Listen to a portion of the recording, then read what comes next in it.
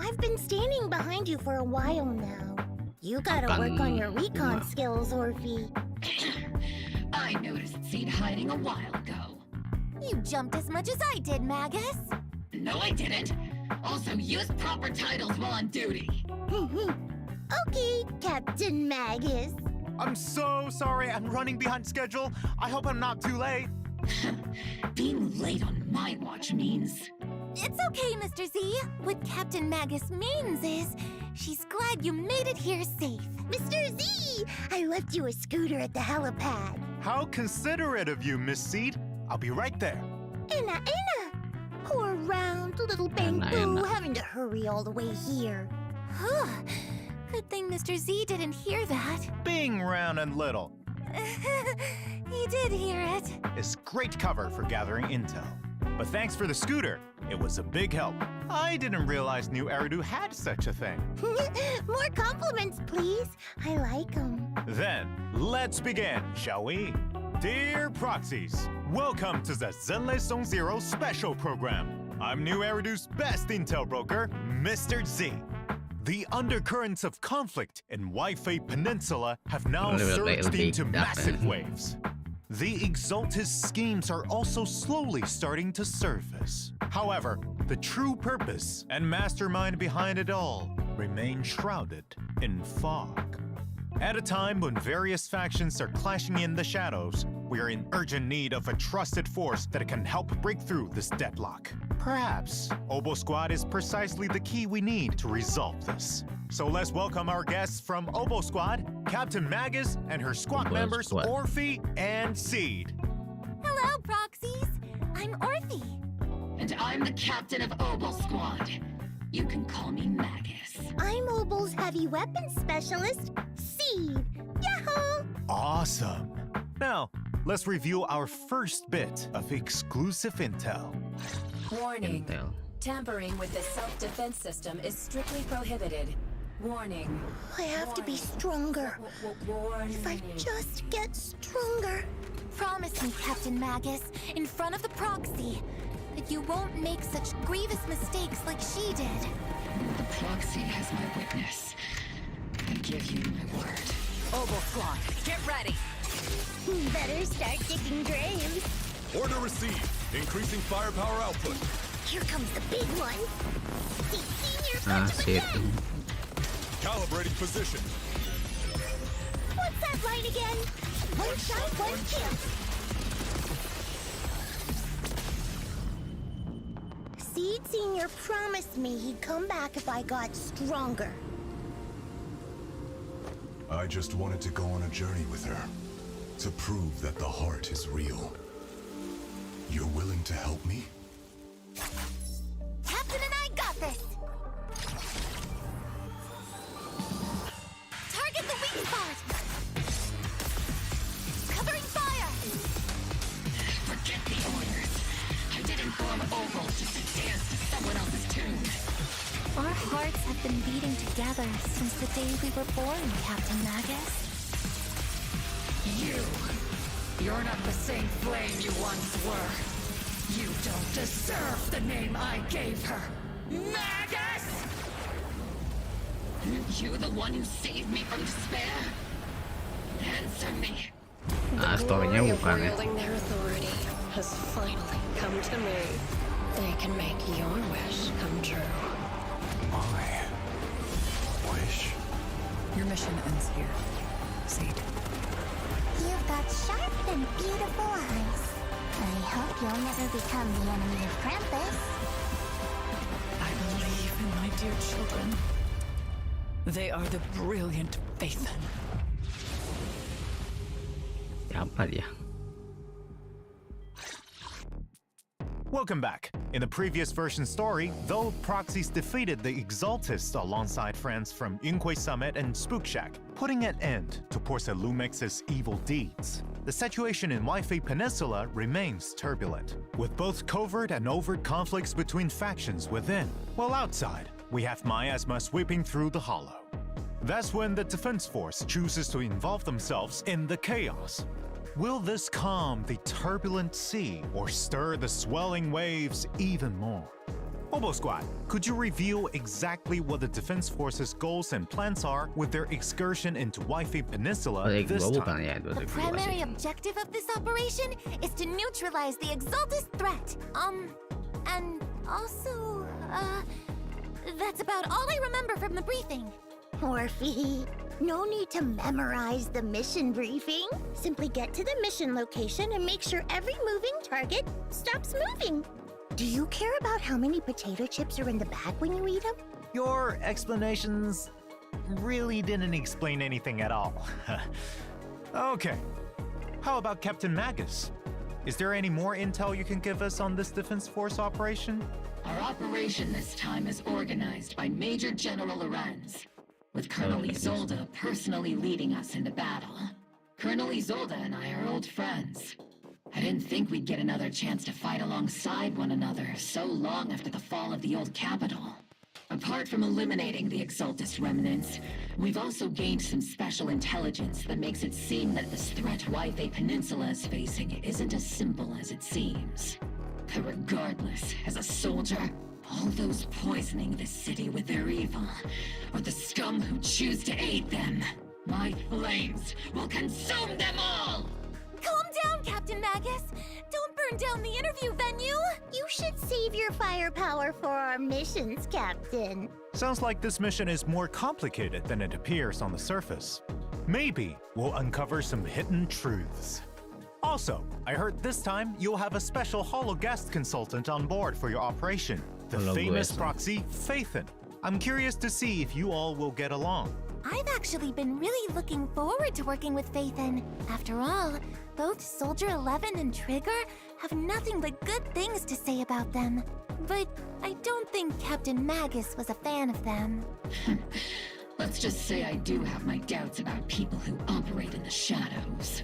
I hope they have the skill and resolve to keep up with Obo Squad. Captain's too strict. The proxy bears the scent of my kind, so I really like him. Huh? What do you mean by that? It's a bit hard to describe. Kind of like wandering spirits versus vicious specters. Seed's thought process is as Seednya aneh. unfathomable as always. Though this operation appears to be full of danger and mystery, it seems it's helped Obo Squad and Phaethon grow closer. As for what sort of threat the Exaltists pose and who the mastermind is, proxies can play the version 2.2 main story Do Not Go Gentle into that good night to find out. Speaking of, this interview's gone on for a while now, but Mr. Seed Sr. hasn't said a thing. I hope I'm not making him uncomfortable with my questions. Shh, that's because Seed Sr. is sleeping. He's been asleep for a few years now. I see. There's so much that needs to be taken care of. Oh? Have you run into any trouble, Captain Magus? Her biggest trouble is sitting right across you. I can't understand a single word Miss C just said. It's her own special version of Bamboo speech. To be honest, Trigger's the only one who can sometimes decode it. Most of the time, we have no idea what's on Seed's mind. After the situation in Wi-Fi Peninsula settled down, because of what happened with Seed Sr., she built her own Hollow Zero safe house and now shuts herself away all day.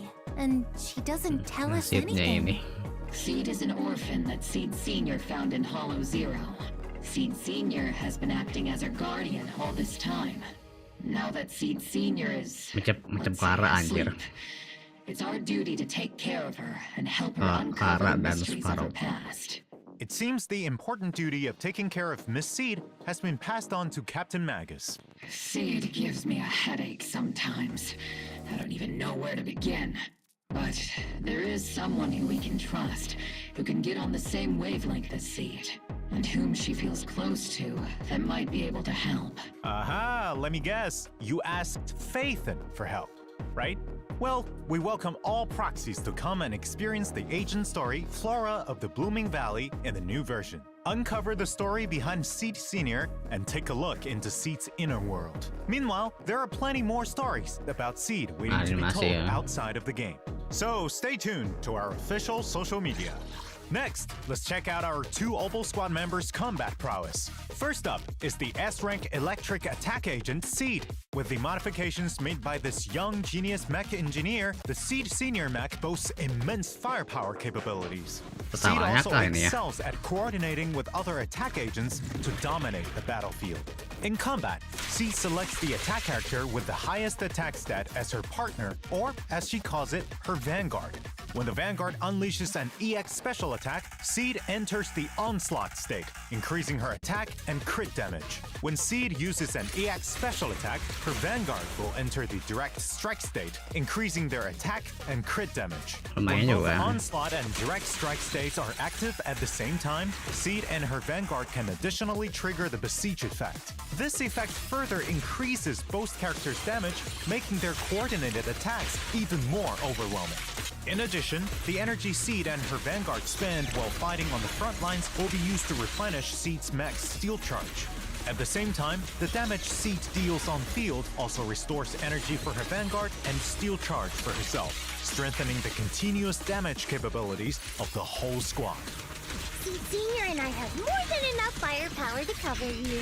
Spending much of her time with machines, Seed prefers to fight with her steel wheels and floating turrets. When encountering a difficult enemy, she'll summon Seed Senior for a deadly counterattack. Then, upon consuming a certain amount of steel charge to charge Seed Senior, he'll execute an additional skill with 2 powerful hits, dealing massive electric damage. With enough energy, press the EX special attack button to have the mech enter flight mode, firing a barrage of missiles at enemies with a charged mech punch as the finishing move.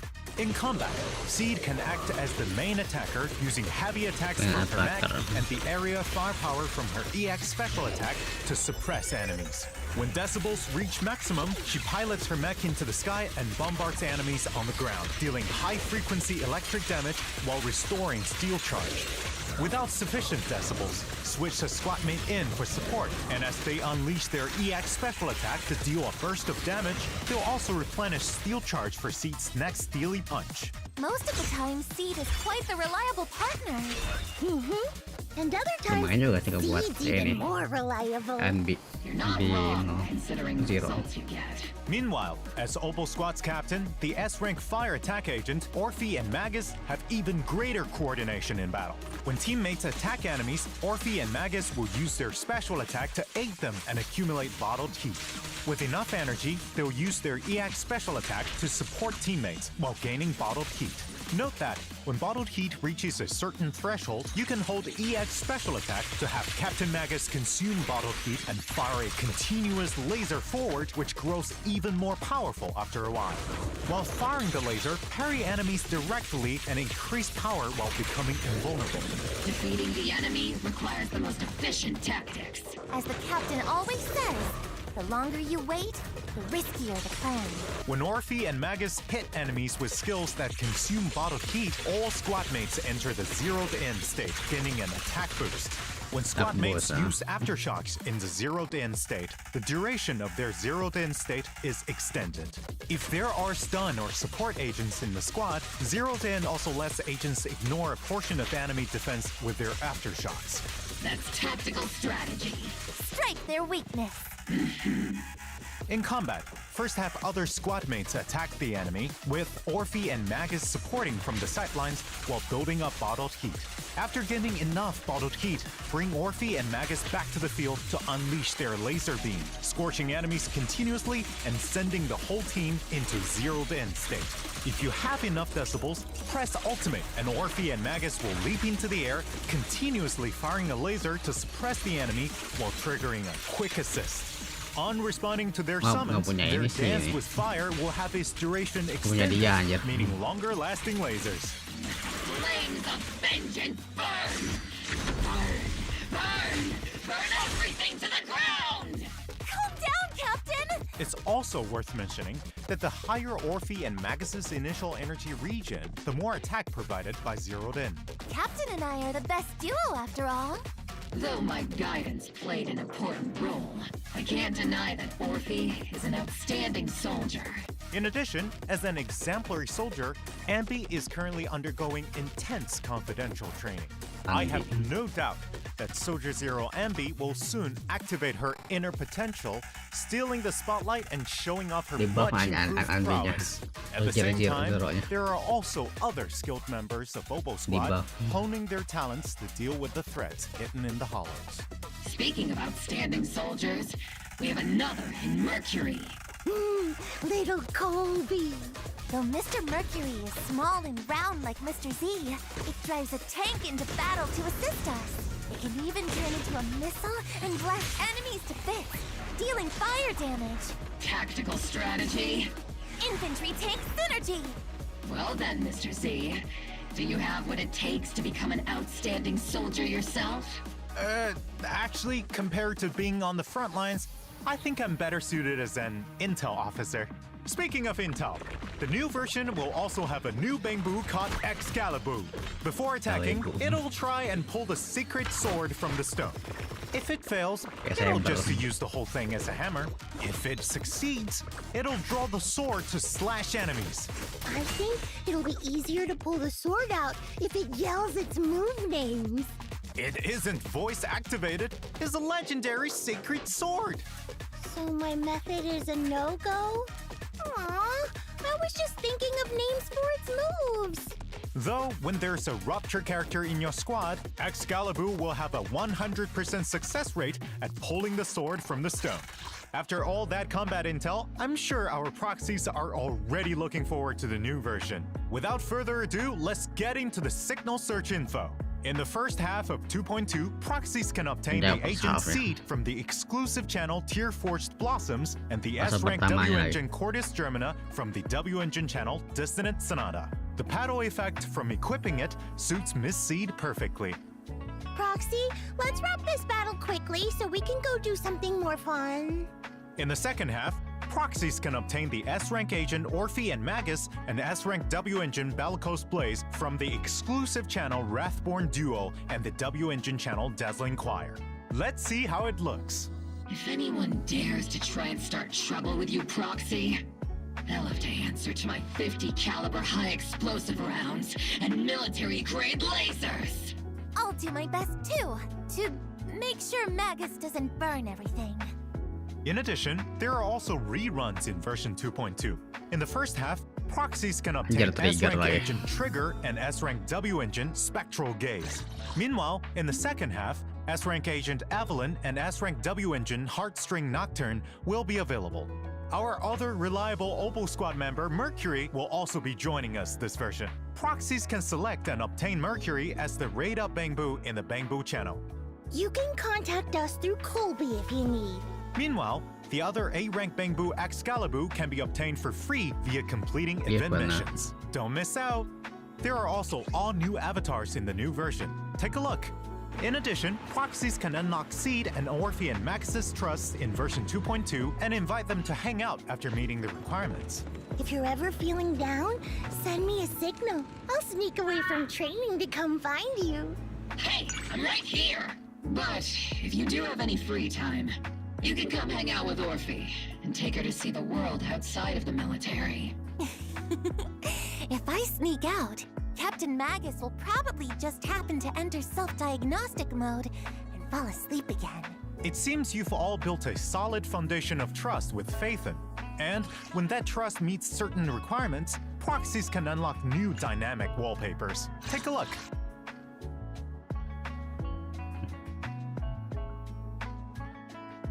Ini kuning banget nih ya.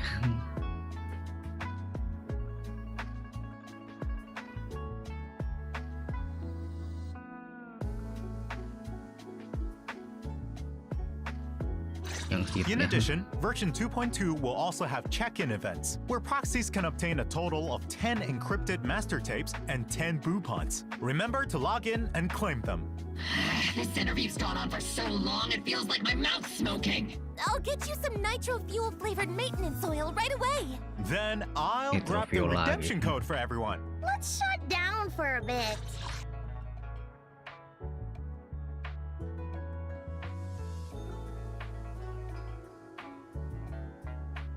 Imbas ini ya, Obo Squad.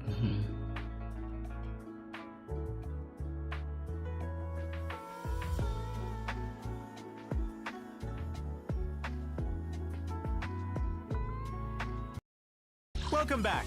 Next, let's take a look at what fun and interesting things are happening around New Eridu. Ooh, I've got one! This year's Combat Bangbu assessment is about to begin! I love watching all the little Bangbu train. But it feels awful when you lead Bangbu to failure. Ooh, like going on a roller coaster 16 times after drinking a ton of nitro fuel. So Miss Seed is the one assisting with the assessments this time then? Don't fret over the low pass rate, because it's time for our proxy to shine. Participate in a version event Band of Brave Bangbu to continue riding your Bangbu coaching legend. In the assessment, proxies need to deploy different types of Bangbu to stop the Imperial Assault. Just like last time, each type of Bangbu has its own skill and mechanics. Upgrade Bangbu at the right time to further improve their combat prowess. If they really want to fight on the battlefield, a mere assessment of this level is far from enough. Right. That's why this assessment will be more complex and challenging than ever before. Apart from new maps and enemies, new mechanics like bushes and miasma have also been added. As the assessment progresses, new Bangbu and stronger buffs will be unlocked, giving proxies more strategic options. With the proxy's help, this assessment will be as easy as ketchup on cake. So then, what's the reward for eating the cake? Right. Helping the defense force locate outstanding Bangbu is a huge task, so the compensation is sure to satisfy. After completing specific stages in the event, proxies can obtain the new A-rank Bangbu, Excalibur, and Polychrome rewards. Right. Speaking of assessments, Seed, have you completed your simulated training assessment? Let me guess. That means, yes, I'm all done. You can't get out of this one by speaking Bangbu. I'll personally coach you through the rest of your training plan. In addition to Captain Magus, the proxies will also help you collect data. If you're ready, head to the version event Problem Soldier Bootcamp. In the simulation training this time, Seed or Orphe and Magus will fight enemies on a special battlefield. In combat, hitting enemies will create a knockback effect, send enemies into the electric fence on the borders of the battlefield to defeat them faster. You don't always fight alone on the battlefield. Use strategies and the environment wisely to claim victory. As you progress through the simulation training, special enemies that can collide with other enemies upon being knocked back, explosive gas tanks, and other new mechanics will appear. Use your techniques to send enemies flying into each other and clear the field. This will make the battle environment even more complex to properly test the upper limits of your squad's capabilities. Sounds super interesting. Such fun training should be left to Soldier 11 and Trigger. Squad member Seed, don't even think of getting someone to do it for you. With Captain Magus around, it doesn't seem like Miss Seed can get out of this one. After successfully completing the training, don't forget to claim polychromes and other rewards. By the way, does anyone know what Mercury has been busy with recently? I rarely ever see it if we're not on a mission. Colby's like a disco ball in the middle of the room. Anyone got a translation? I do. Actually, Mercury has managed to become the talk of the town recently in Bangbu circles thanks to his peculiar experiences. But not everyone had so many cool stories to share. I heard that there was this Crybu who asked proxies for help to talk to an avocado at a party, and the topic? Well, it's the HIA's newest event, Spotlight Showdown. Just to make small talk at offline gatherings? They should just use the strategies I devised for Orphe. Advanced Chit Chat Part 3, and Date Night Rendezvous Part 1. Magus! There was no such thing! Back to the mission. In this event, proxies can experience different themed battles every day, with different buffs. In addition, there are 2 stage difficulties proxies can challenge. During the event, there will also be special offensive stages where proxies can only use specific agents to fight powerful bosses. After completing these battles, proxies can obtain a tuning calibrator, polychromes, and other rewards. Apart from combat, are there any other interesting events? Of course! In the new version, Paige is preparing a rave at Reverb Arena, but it quickly becomes evident that they need more people to help out.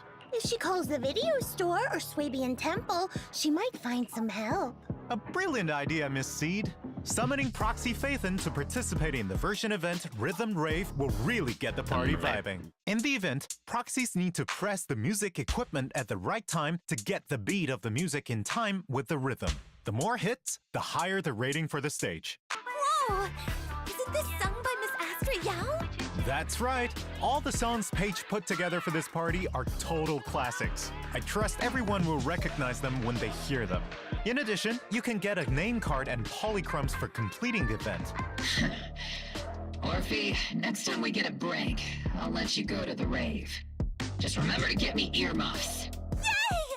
I mean, roger that, Captain. Speaking of, I also have something fun to share. Ena, wada, ena, ena, ena, ne, ne, ne, ena, ne. I can't believe I can understand that. So you're saying that you're going treasure hunting after the program ends? Oh, so Miss Seed also saw that ad. Right. The treasure hunting ad said that whoever collects all the secret treasures can have one wish granted by Sanzi Studio with the value of up to 1 million dennies. In the new version event, Enna Treasure Hunt, proxies will start on this treasure hunting journey with Ellen and a Wanderer Boo. 1 million dennies! That should be enough to buy plenty of limited edition Crimson Lotus Tyrant figures, right? If you dare spend your dennies on something like that, I'll become a Crimson Lotus Tyrant! Don't get ahead of yourselves. Finding these treasures will take quite a bit of effort. In the event, proxies need to use clues from photos to locate the treasures, take photos to record, and collect them. As for what interesting stories will arise from this, see for yourselves once the event begins, proxies. In addition, apart from polychromes, this event has 3 collectibles that proxies can choose from as a reward. You can choose any one collectible you like after completing the event, and the remaining unchosen collectibles will be available at Sanzi Studio right after. Those interested can go and redeem them there. Apart from finding these treasures, there's another way to get your wish granted. Pray to the great Sea God. Is Mr. Z okay? Why so dramatic all of a sudden? But would that really work? Can I wish for a limited edition figurine? My wish is to ignite the sea with flames! Why not participate in a new version event, Wish Bottle dulu ya Adrift, banyak sekarang and try it aja. out for yourself to see if it works? During the event, proxies can gain a wish bottle for the first time they log in or consume battery each day. Write down your wishes in the wish bottle and throw it into the sea, praying for the sea god's response. After throwing a set amount of wish bottles, proxies can collect corresponding polychrome rewards. I'll carefully write down my wish, just like I carefully water my flowers. Yang event ini ya. In the new Sapu version, yang digantung Shuyu itu. Defense Critical Node and Deadly Assault will continue to rotate updates. This time, not only are there new enemies for proxies to challenge, there will also be a preset config function that'll let proxies swap teams far more conveniently. New commissions have also come in for routine cleanup, with Dawn's Bloom and Moonlight Lullaby Lumayan Drive aja. discs as rewards. Buat siapa Complete ini? the commissions to obtain them. In addition, routine cleanup and combat simulation double reward events will also be back. Ooh, time to boost your combat prowess. That's right, Miss Seed. As we build new Eridu, there's not just new content. Renovations to previously released content have also been ongoing. Let's take a look. First, optimizations to Suibian Temple management. In the new version, proxies will no longer be sent elsewhere after entering the shop when checking where to obtain resources on the management interface. Exiting the interface will take you straight back to Suibian Temple. At the same time, when purchasing resources Nggak at repot Good ya. Goods, the list will fix on showing the resources you're currently purchasing. The order will no longer get messed up from being refreshed when you exit. Great! That'll make it easier to locate resources I need to keep things running smoothly. Other changes are also coming to the management gameplay. In the craft menu, craftable items will be more clearly marked. When assigning craft bamboo, the bamboo that can most efficiently craft the corresponding item will also be displayed first. So sending out the top-ranked bamboo is the most efficient strategy. That's right! Are there any changes to discoveries? Yep. For those still working on restoring the temple, items Mau udah that meet sih, the nah. requirements for discovery will be Biar pinned tamat. at the top of the list. And upon unlocking the refinement function at level 35, the discovery interface will open directly to the refinement tab. Ooh, Sounds like things are getting simplified. That's correct. In addition, when proxies finish restoring Suibian Temple and reach level 45, the notification mark for undeployed adventure squads and shelves with no stock will no longer bother you on the primer tab of the compendium. Perfect for perfectionists.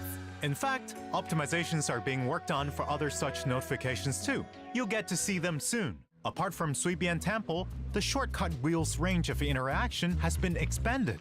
Proxies can locate what they need faster. Map Trust event display has also been optimized. Now, when you want to see which agents are in a certain area, you no longer need to open that area up to check the details. Instead, you can check agent locations directly from the map location list. This function can be disabled via the icon filter as well. The choice is in your hands, proxies. Not only that, but the quick travel system will also display the agents at each location. Which means it'll make it easier for proxies to find me. Well, you're not wrong. In addition, trust events have been upgraded to allow proxies to first choose which of the siblings to go for quality time or hangout invite. Meanwhile, the agent interface now has a hide button that can be used to hide agents you don't work with. A cleaner interface makes things more convenient. Apart from these interface optimizations, we've added a W-engine recommendation function too. That way, proxies can check other players' equipment choices and substitutes. Implementing a flexible array of tactics is key to victory. With more items to collect, the display stand is getting an expansion too. In the new version, you'll be able to place 20 collectibles. A display stand that can hold 20 items at once. How awesome is that? Reporting! I don't have one, Captain. All right, I got it. I'll get you one if you do well in our next special training. I really don't need one, Captain. Now that we're nearing the end, we have even more good news to announce. Zenless Zone Zero and Razer are collaborating to launch a set of peripherals themed around the great Miss Hoshimi Miyabi, including a mouse, keyboard, mouse mat, and gaming chair.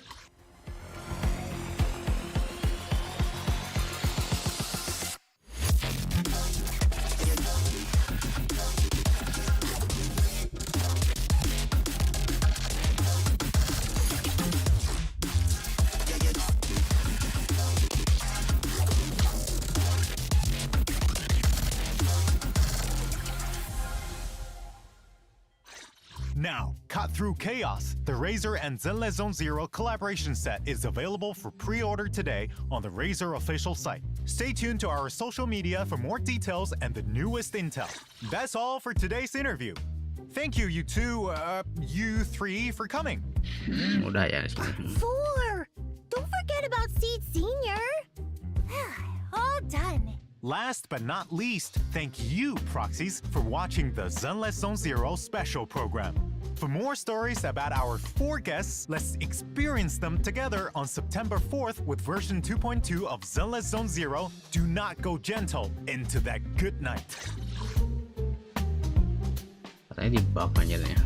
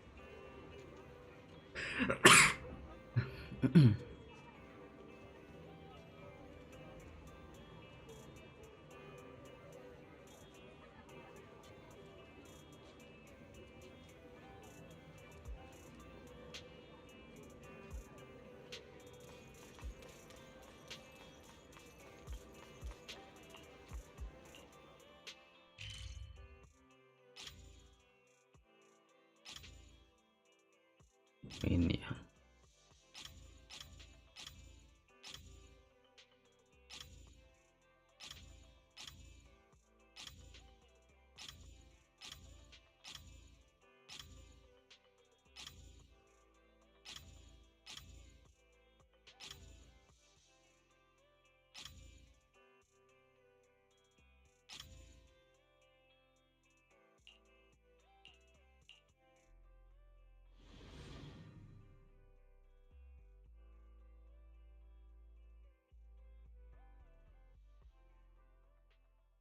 Berapa lagi ini ya bahannya?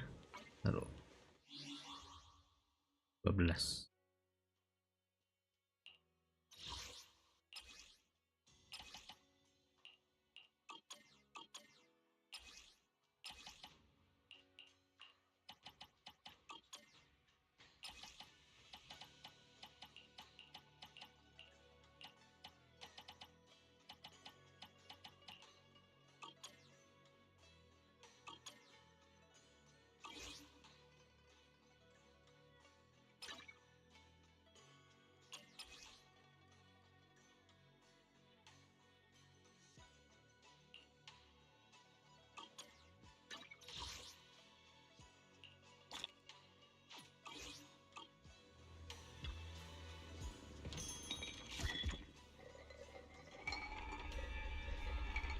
Gua dapat ini.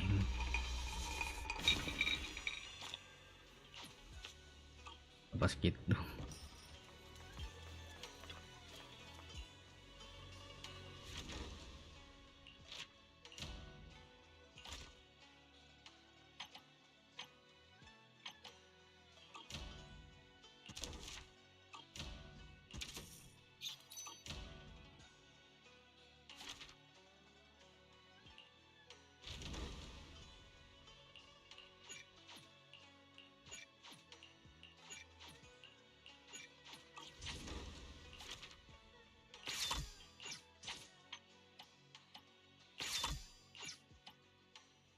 Tamat nih ya, ngapain lagi anjir.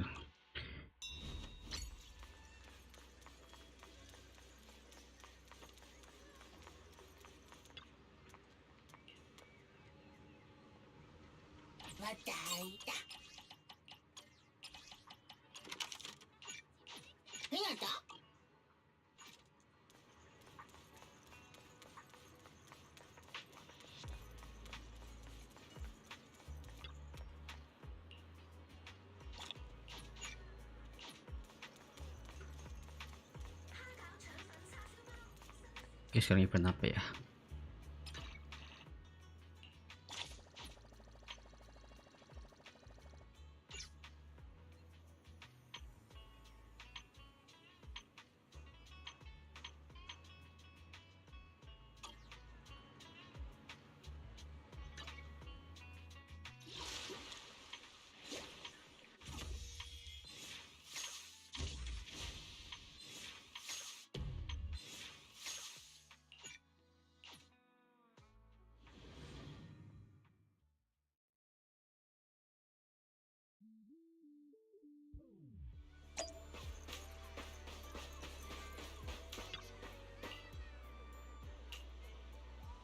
Alis.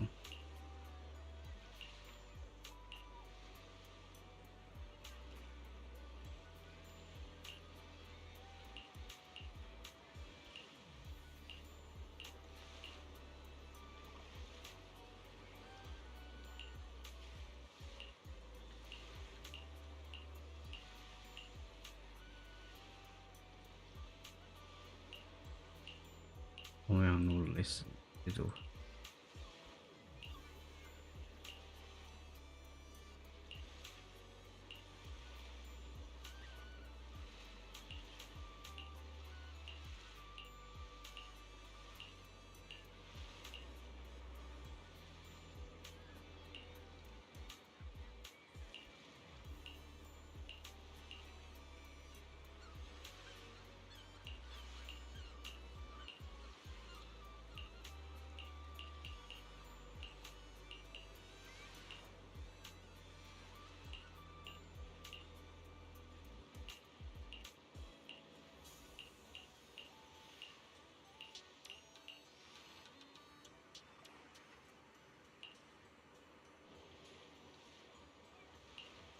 Enggak aja, lihat aja lah karakter ininya yang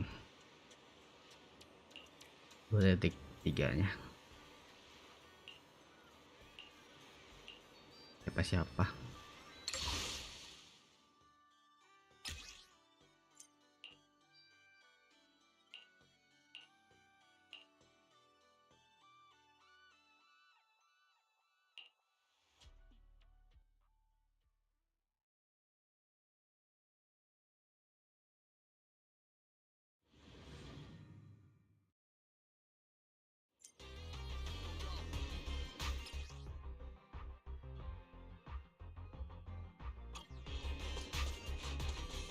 Buka ini aja.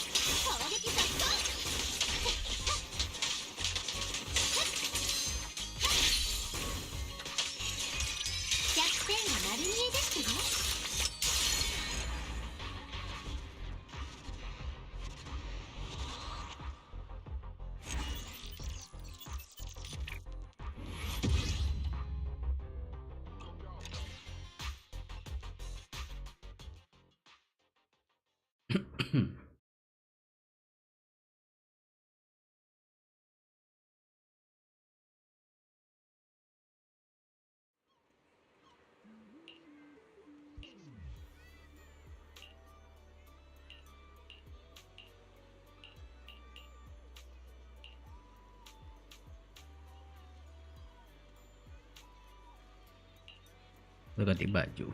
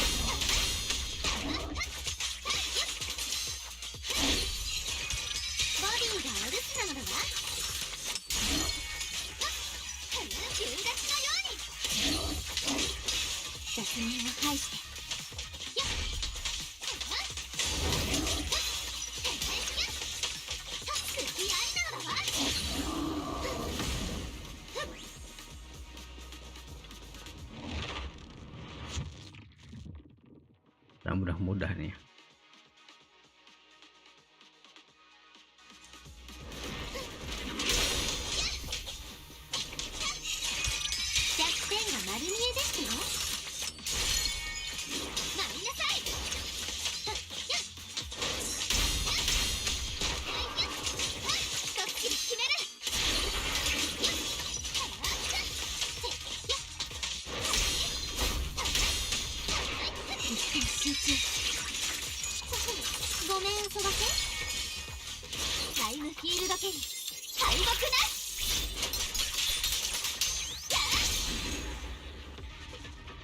Memang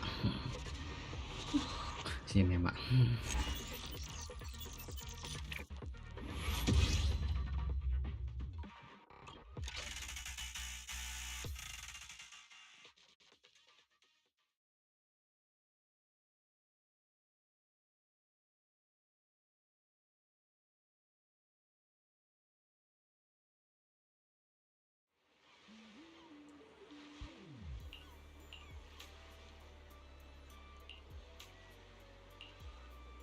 sampai pingsan.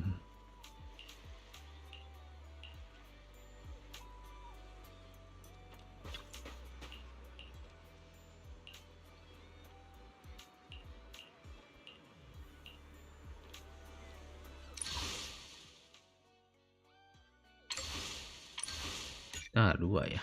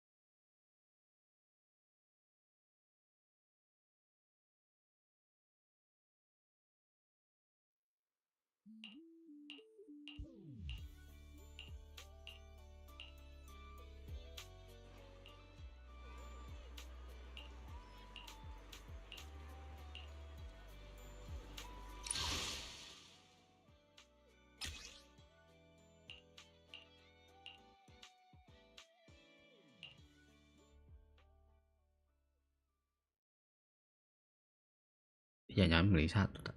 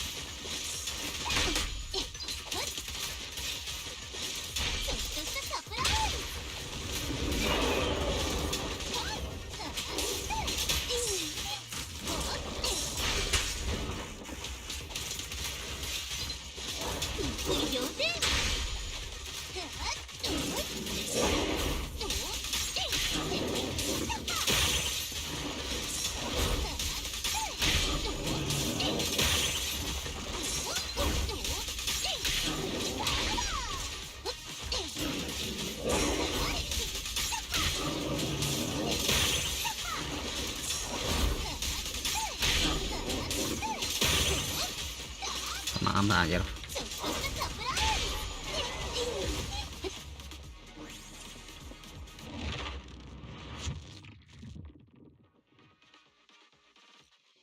Backnya solo aja.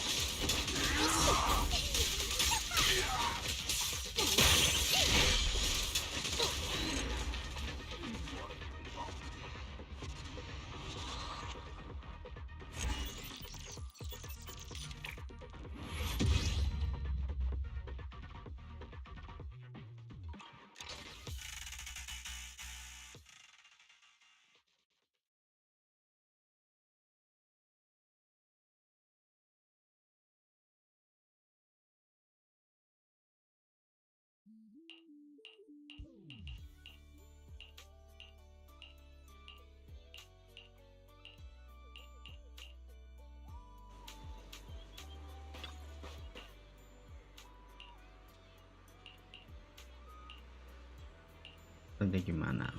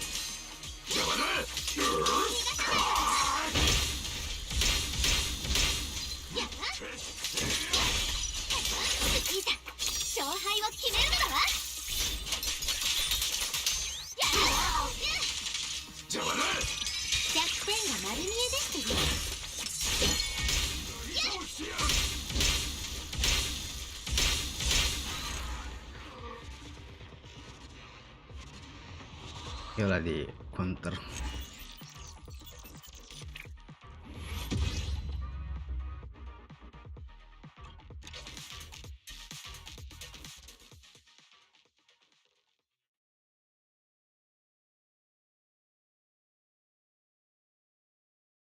Low rider.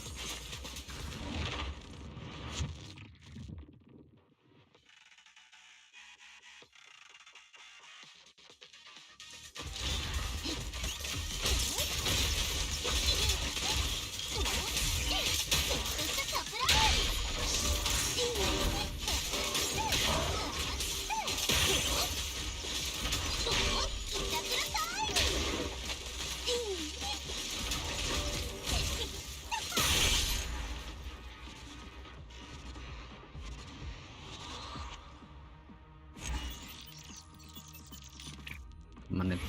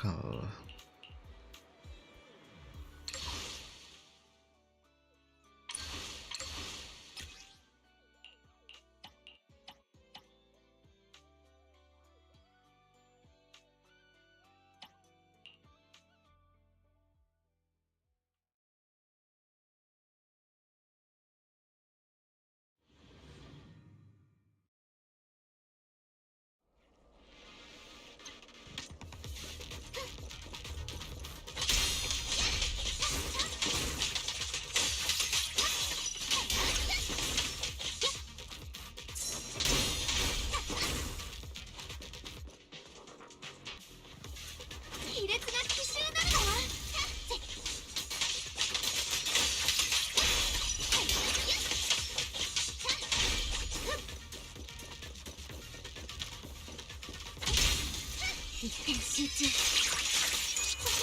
ごめんそだけ。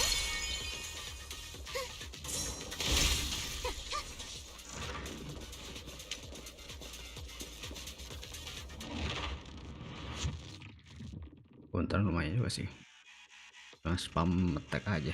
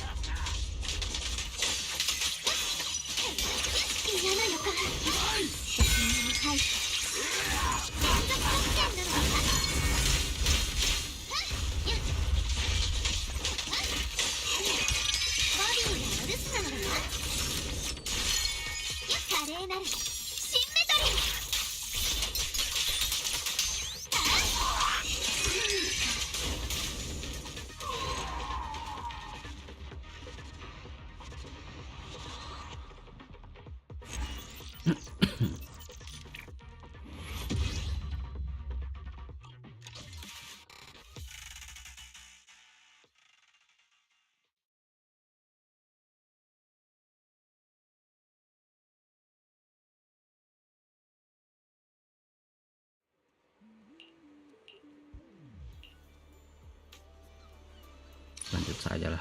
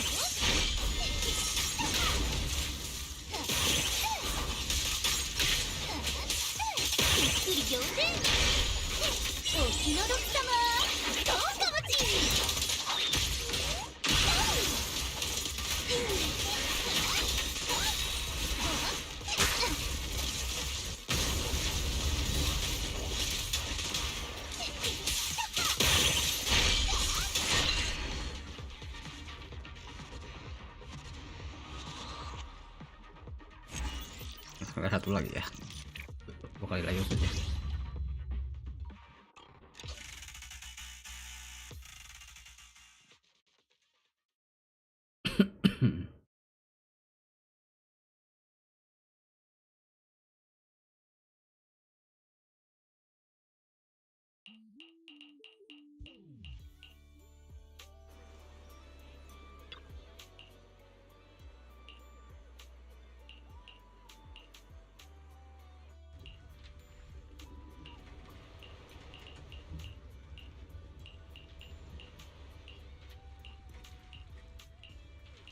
Juga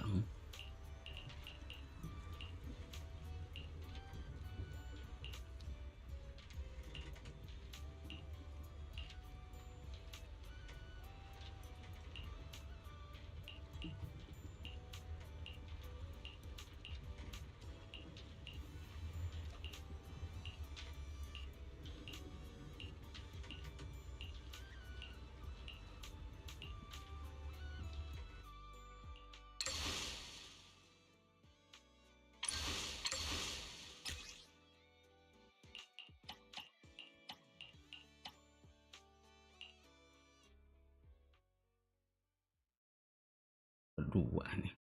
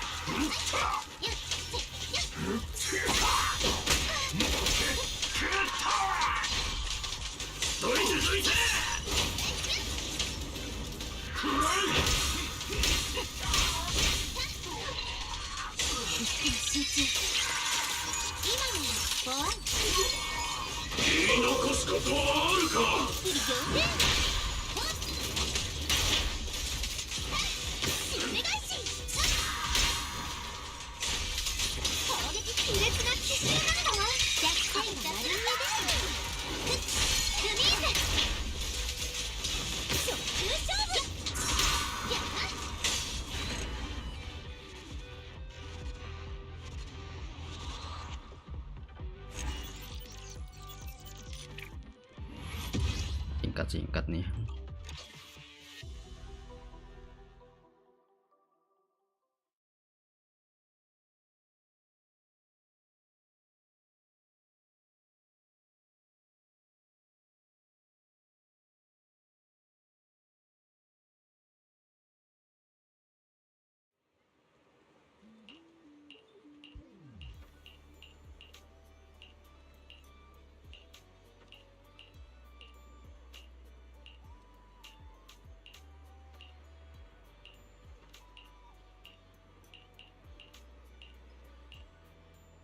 Matrix terus aja.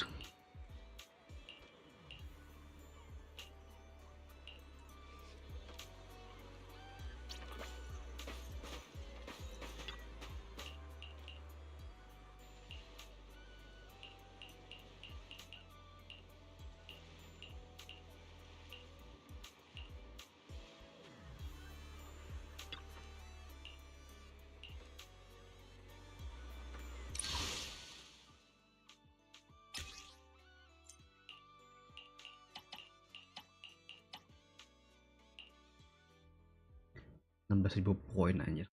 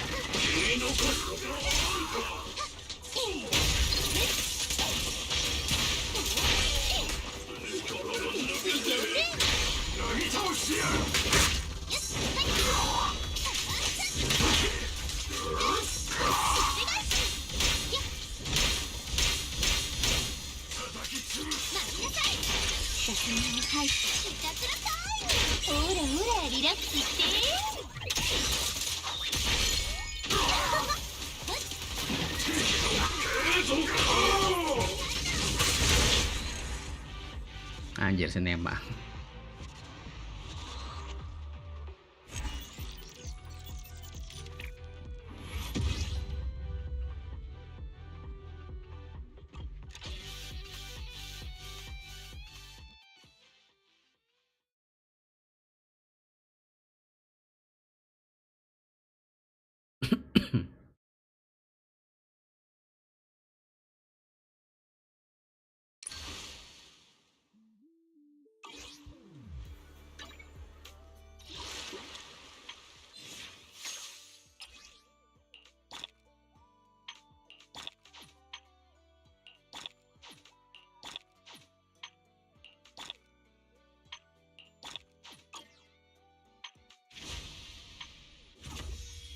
Orang kasa Jojo.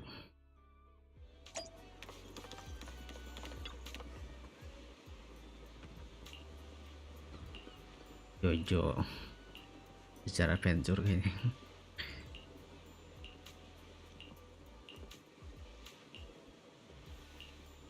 Luar angkasa kayak trailblazer anjir.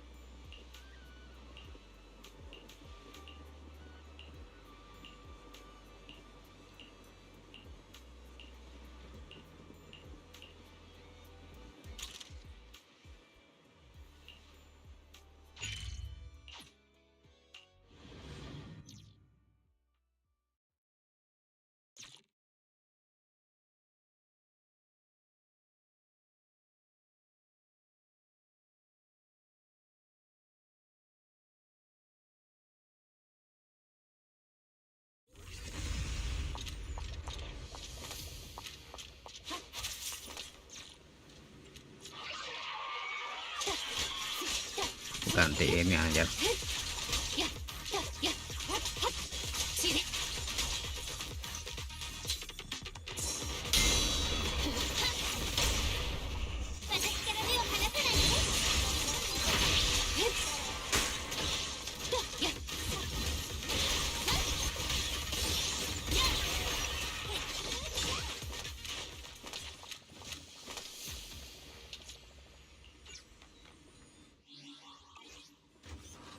Ganti cara ya.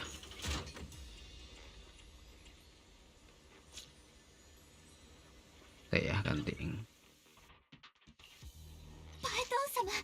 本日はお日がそろそろ本番かしら。タイムフィールドのなになに怖い話上悪にパイトン様のパイトン様本日はお日柄もよく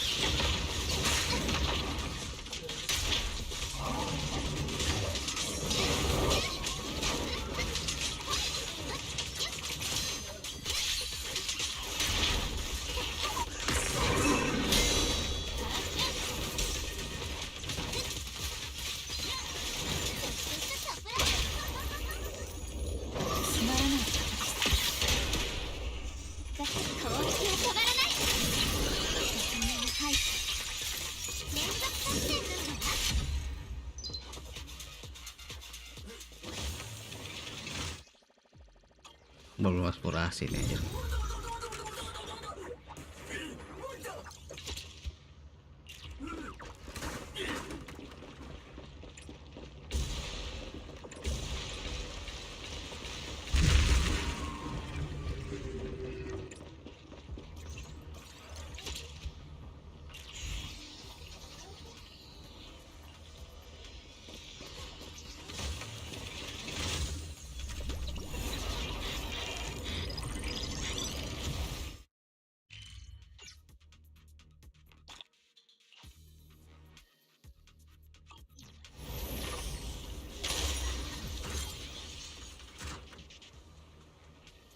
Gue jangan eksplorasi ini.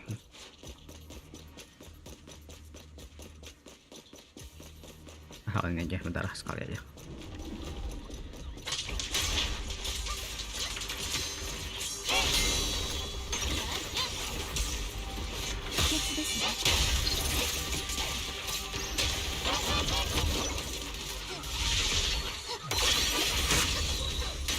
Dress が汚れると言ってるのです。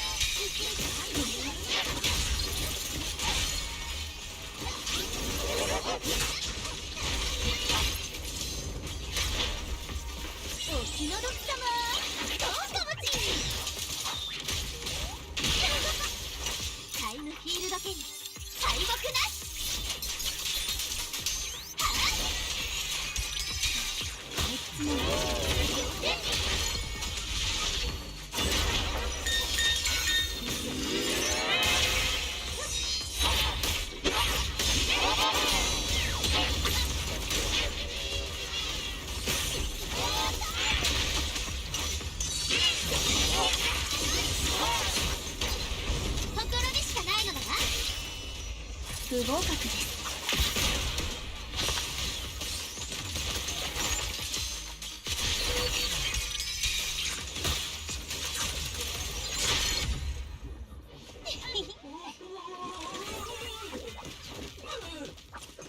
Ada lagi ya.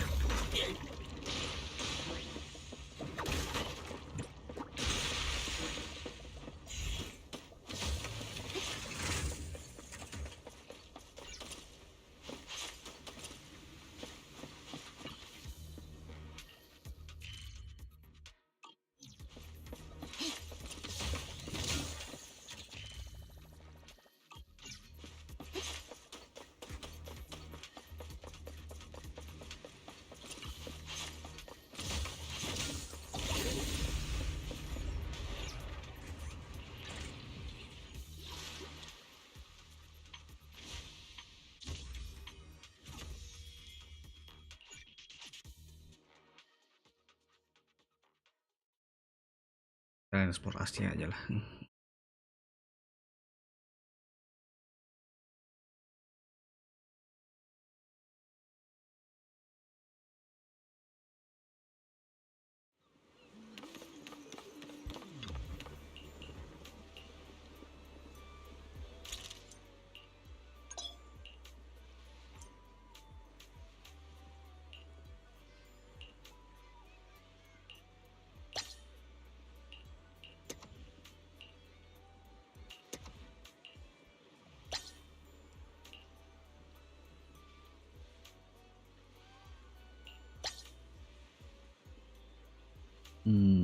Ada yang ganas.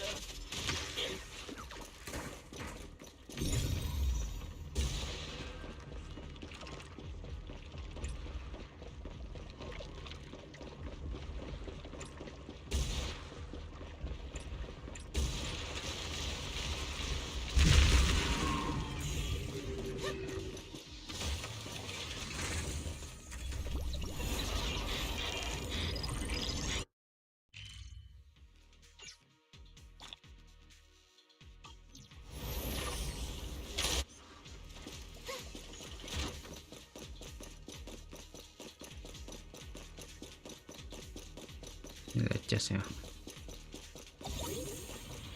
Mana chest?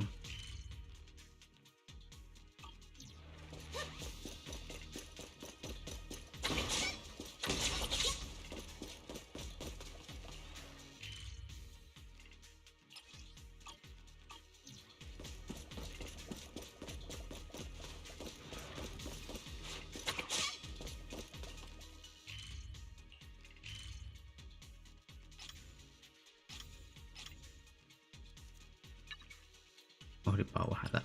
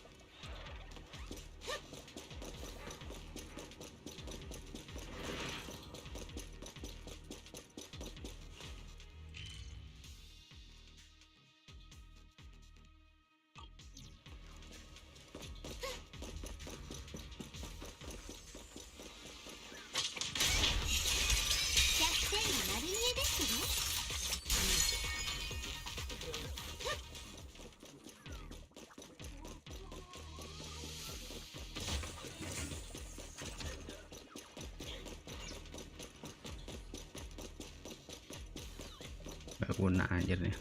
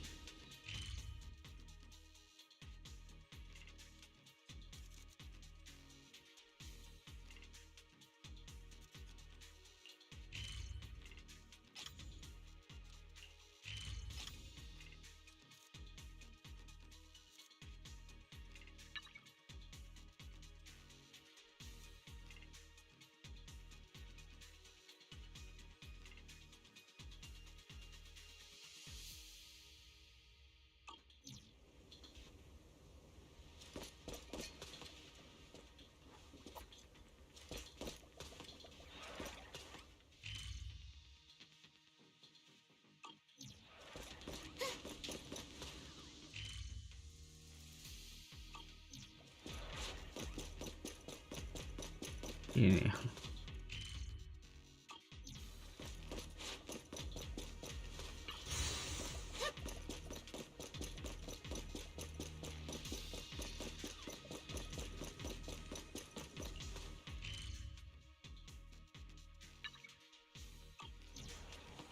gimana anjir?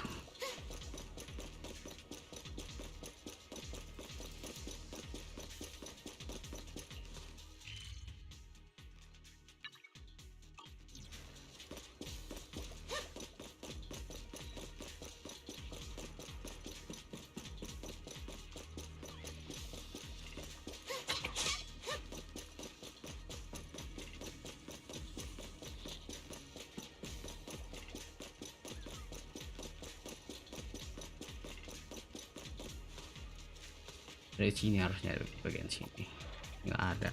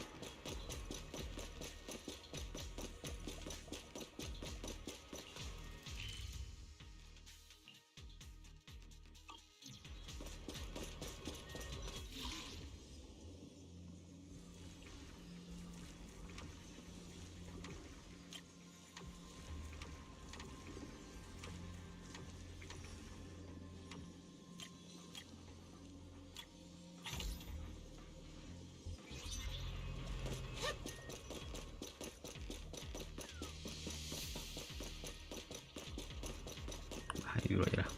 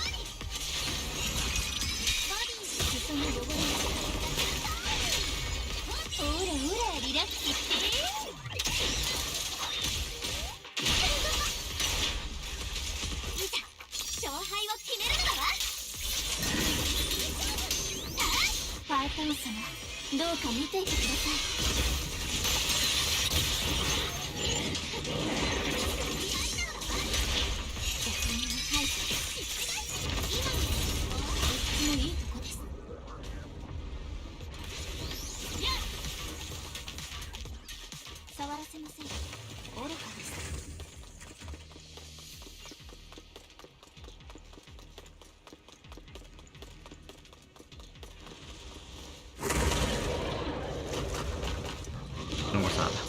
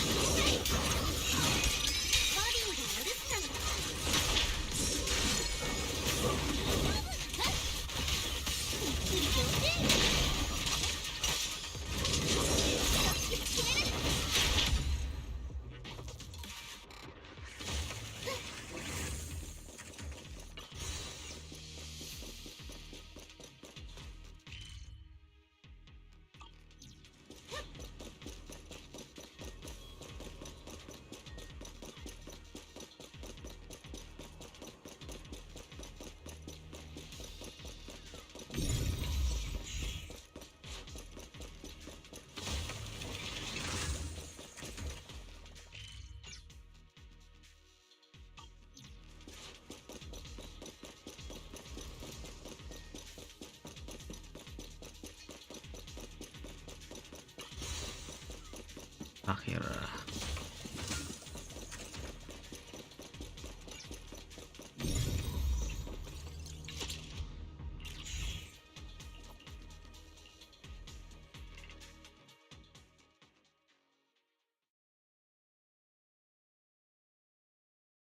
Banyak eksplorasinya ini mah.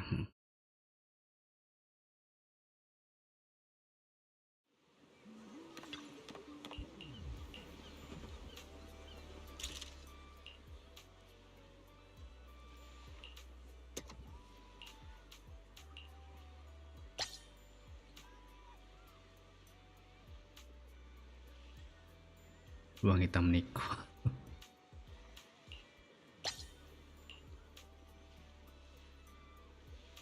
Mengasah cakar. Kampanye pemilihan.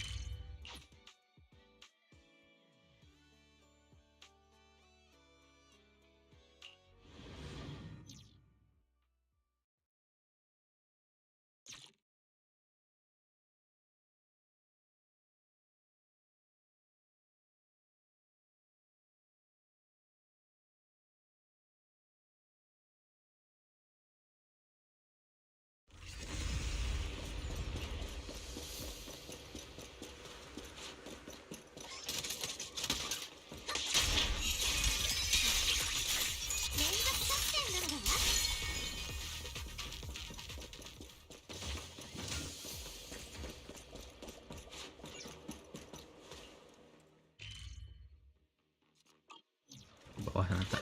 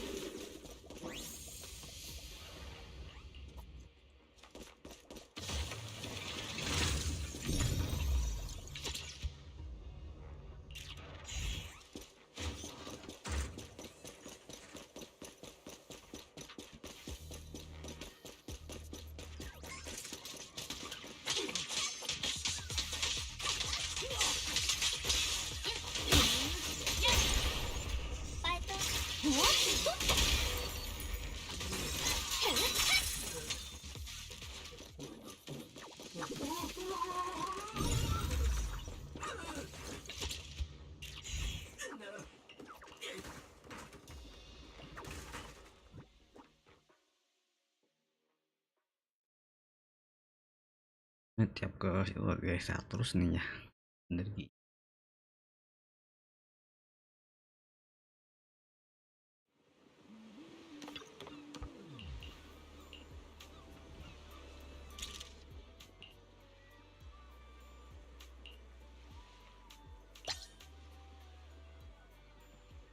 Higienis.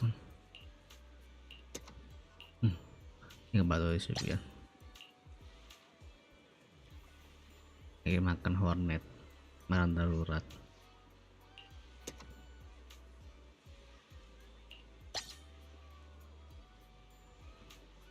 Bayi apu-kapu.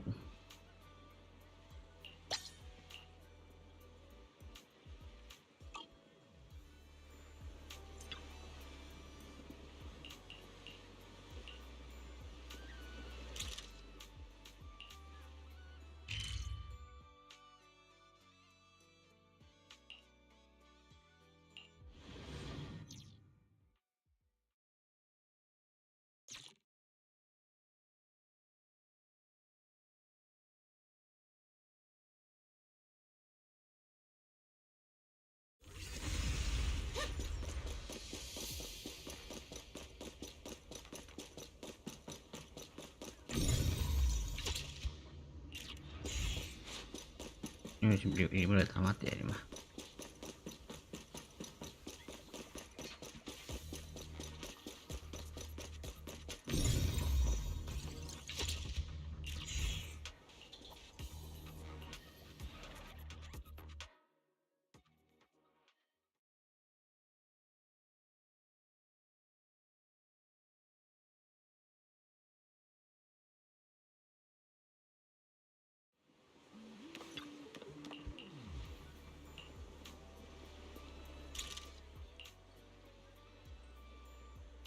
Kita rapat red ya.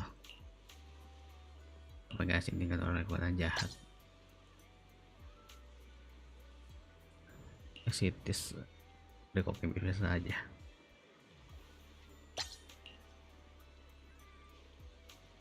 Astronaut.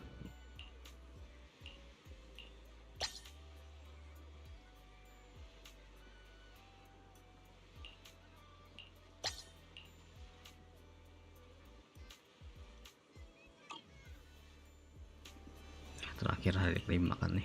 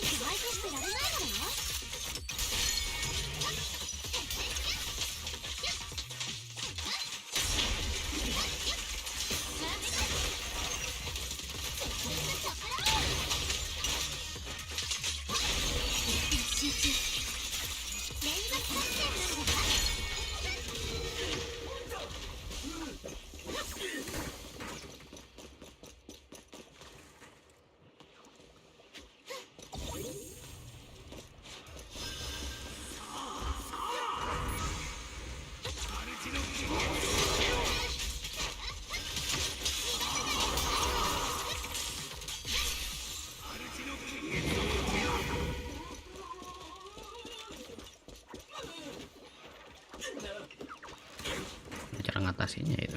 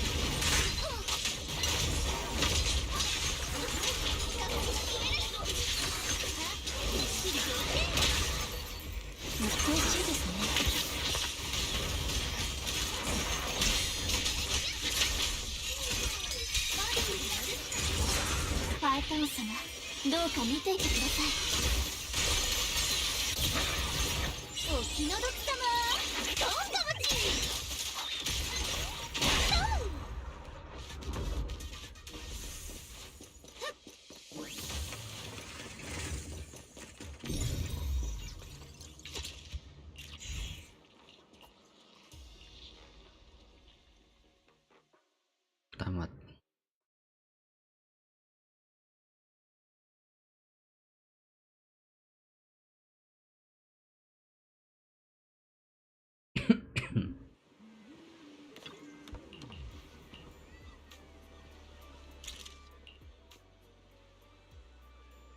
Terus kalau dari manusia separuh harimau.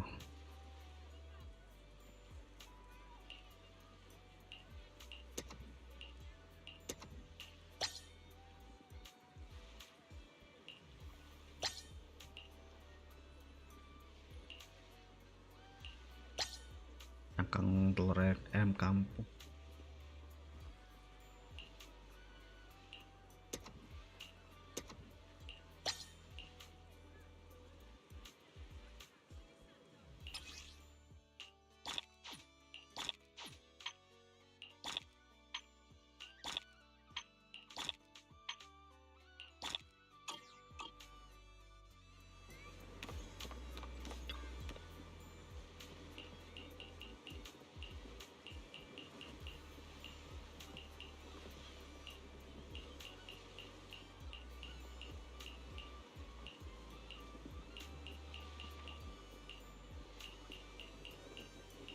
Jadi fiery.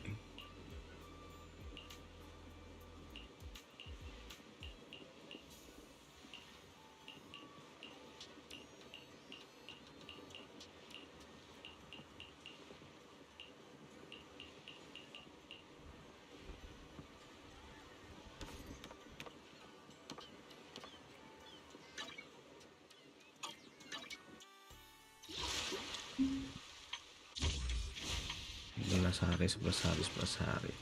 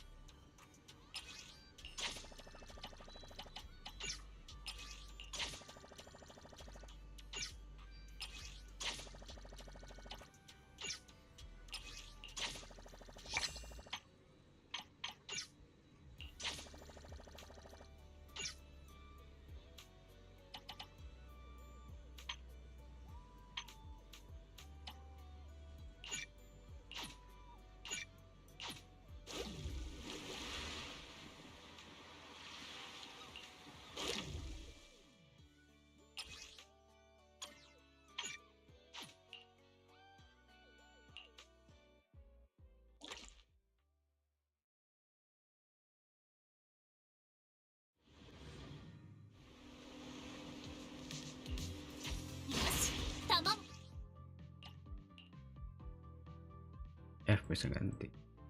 バッチリだよ。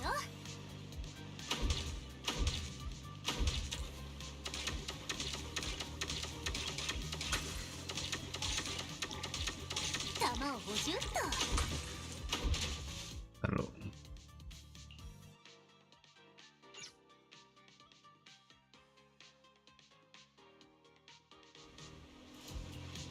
よし、弾もバッチリだよ。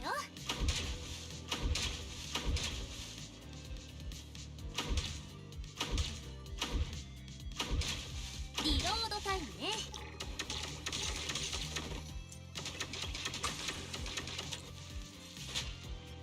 よし。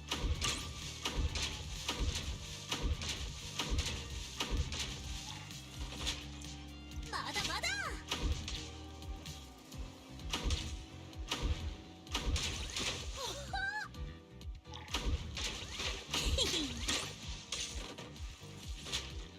リロード完了。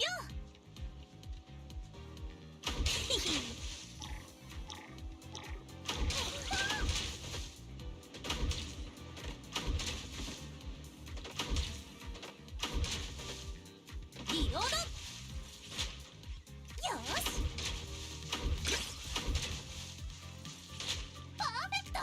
シュートの褒めて。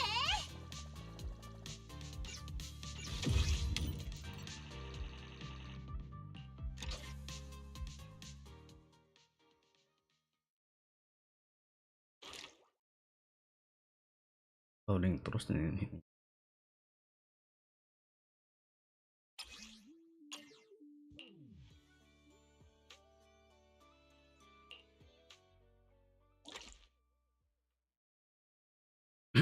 Hmm. よし、弾もバッチリだよ。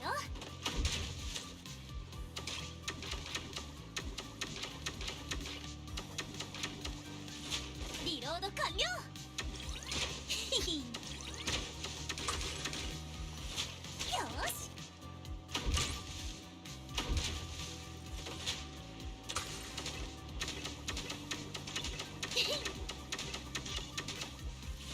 リロード完了。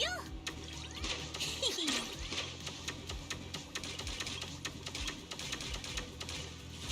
よし。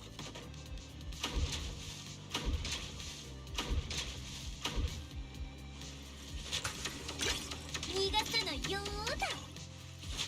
まだまひひん、ラッキーだったね。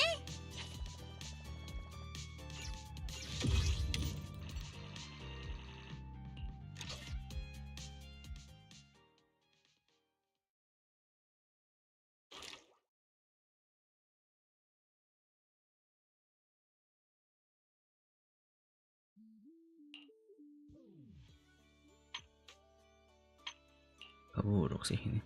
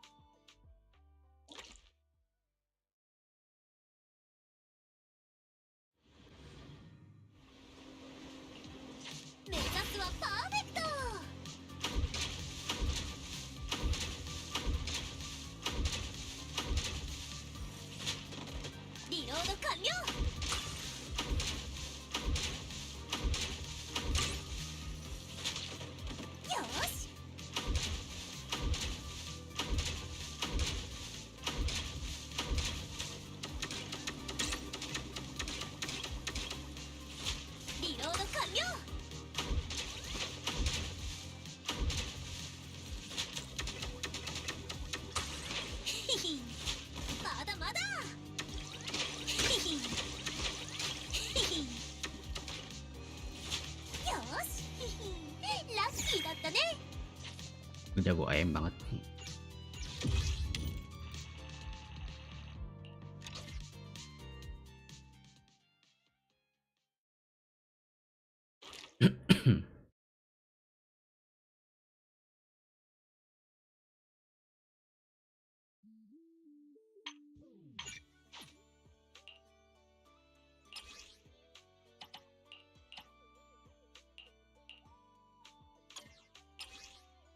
Munisi buat tangan.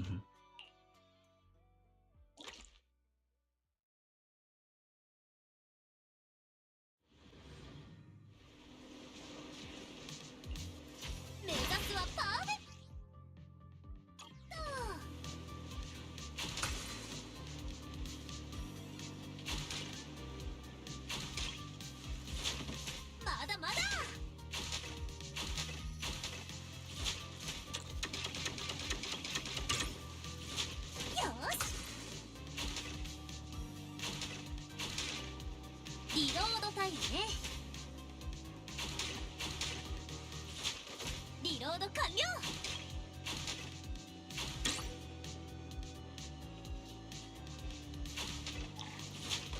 よーし。ヒヒンヒヒン。まだまだ。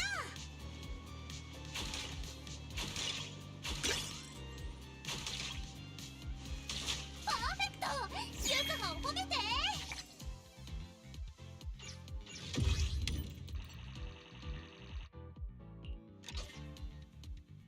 perfect.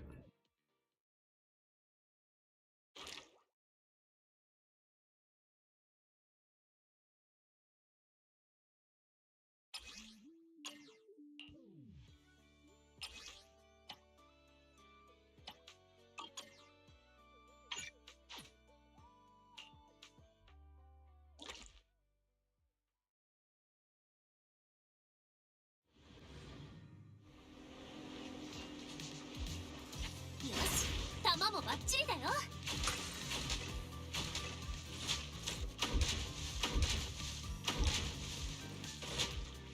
まだまだ。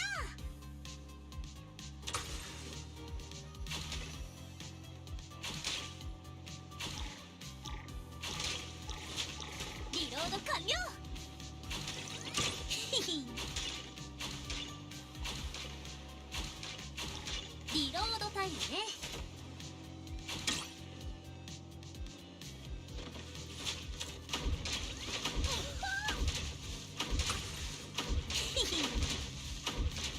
弾を50と。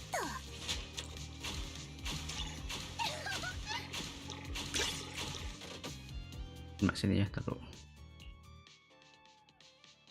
di ini nih, rotate. よし、弾もバッチリだよ。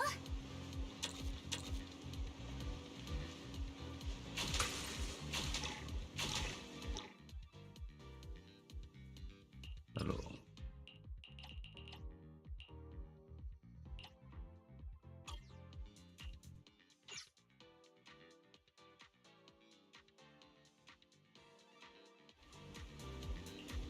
よし、弾もバッチリだよ。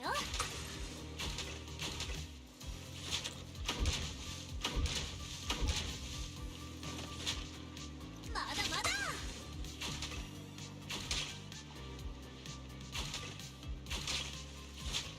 リロード完了。ヒヒン。弾を50と。よし。ヒヒンヒヒン。リロード。まだまだ。スコアを稼ぐチャンス。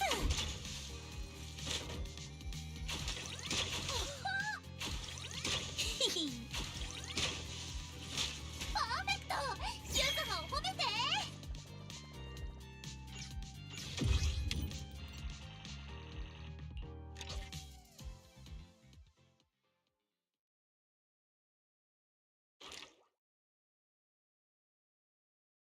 masih lama juga ininya.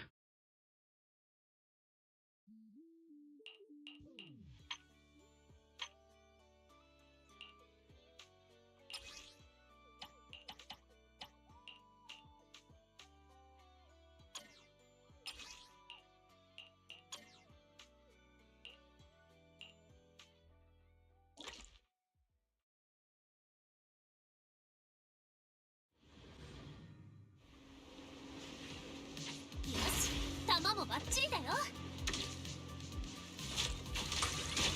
スコアを稼ぐチャンス。リロード完了。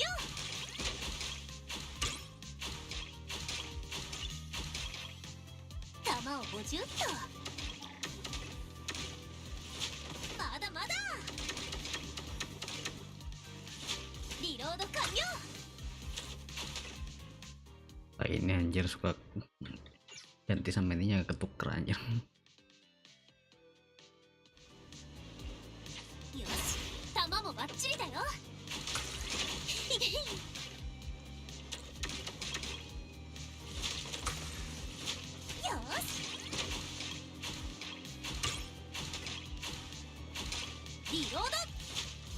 リロード完了。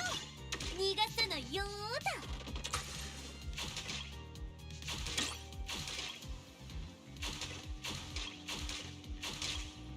リロードタイムね。リロード完了。ヒヒン。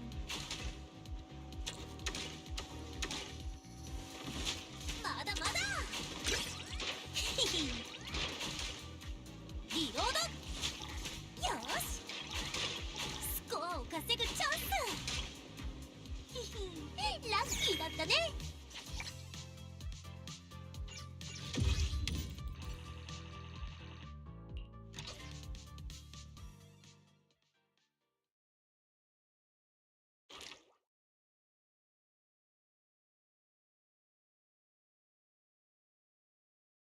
Lima lagi.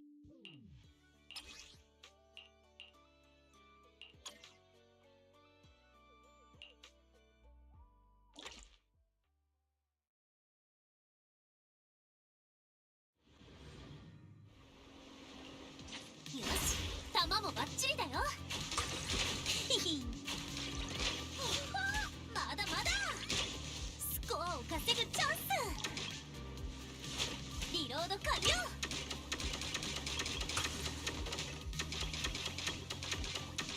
弾を50と。まだまだ。ヒヒン。リロード完了。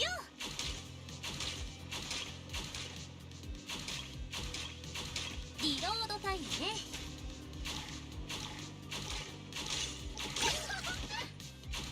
弾を50と。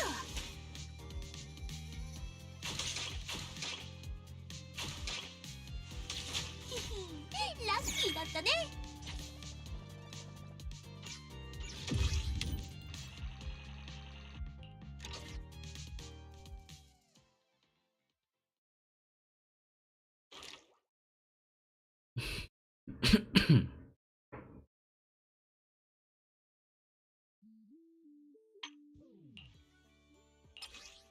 Komunikasi di charge.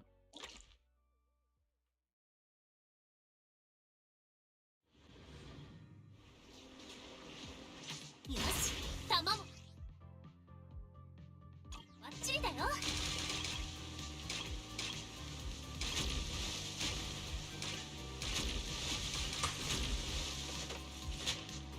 まだまだ。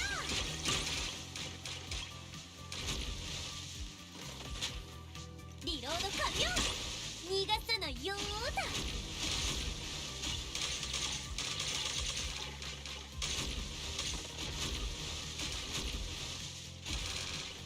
リロード。まだまだ。よーし。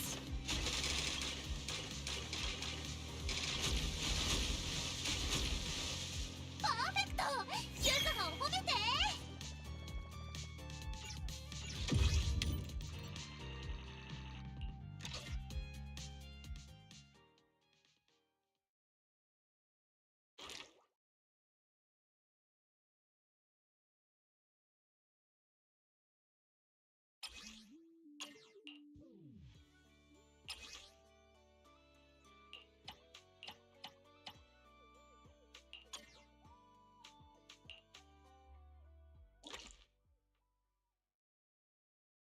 Nyari lot kalau shotgun ganti harusnya.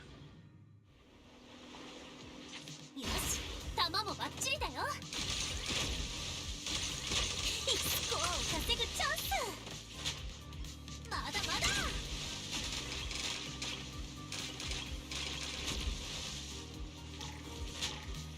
よし。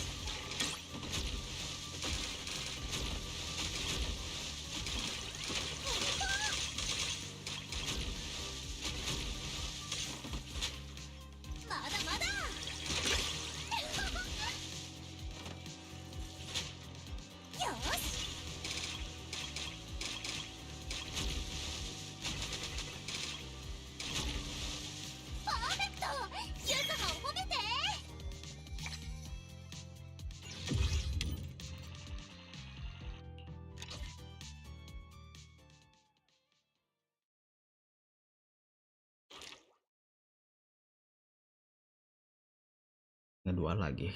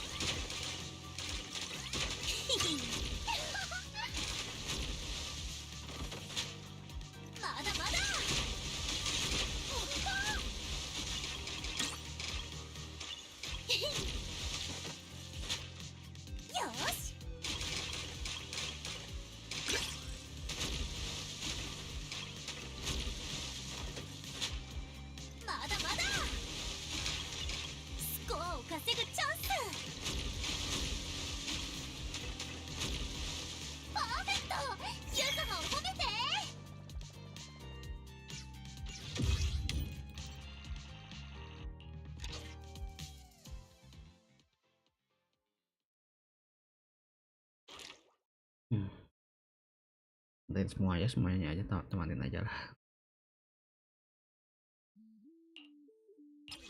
Kerjaan semua aja ya.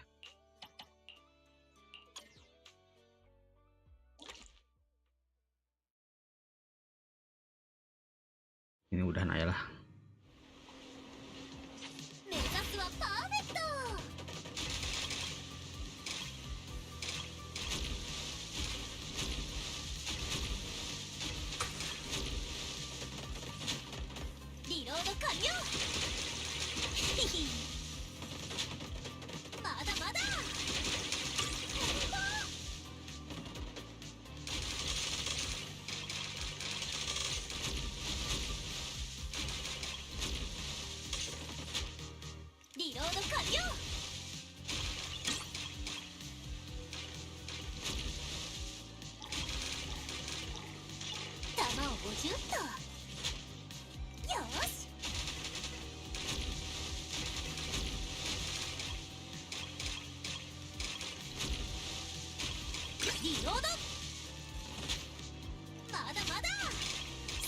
Ini manjar ya.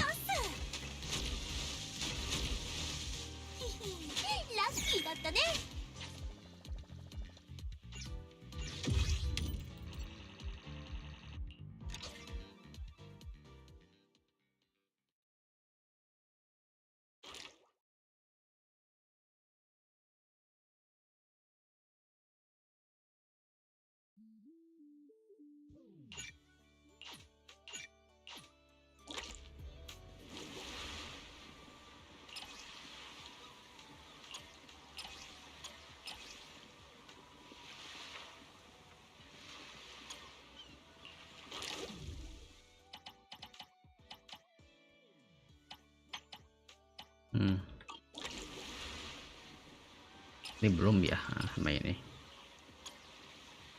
Ya lah habis ini, habis.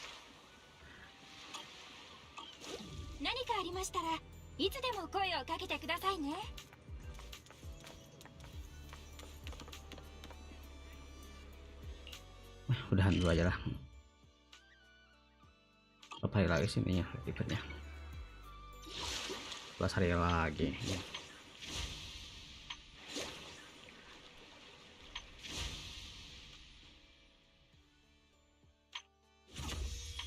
Yang penting ini udah tamat itu.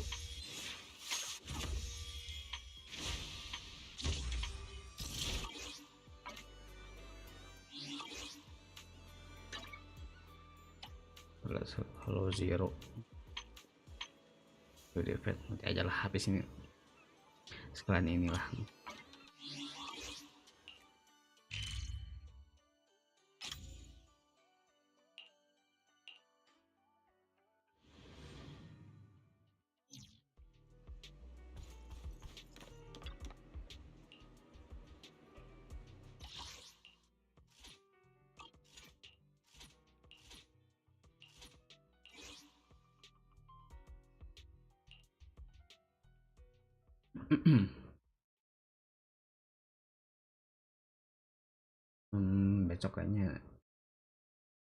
aja lah.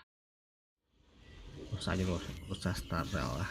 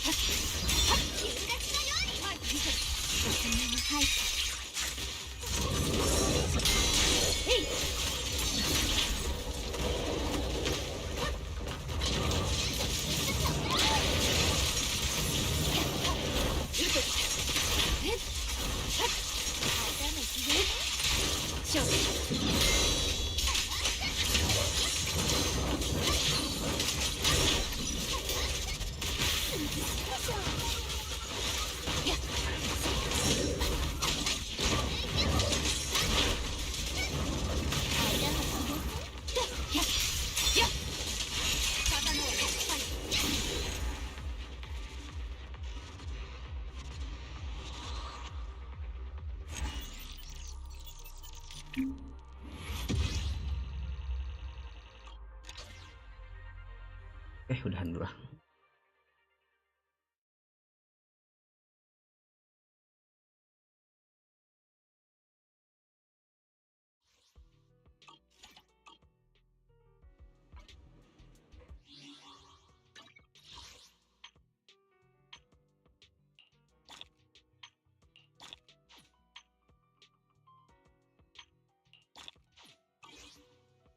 Oh iya, ininya belum.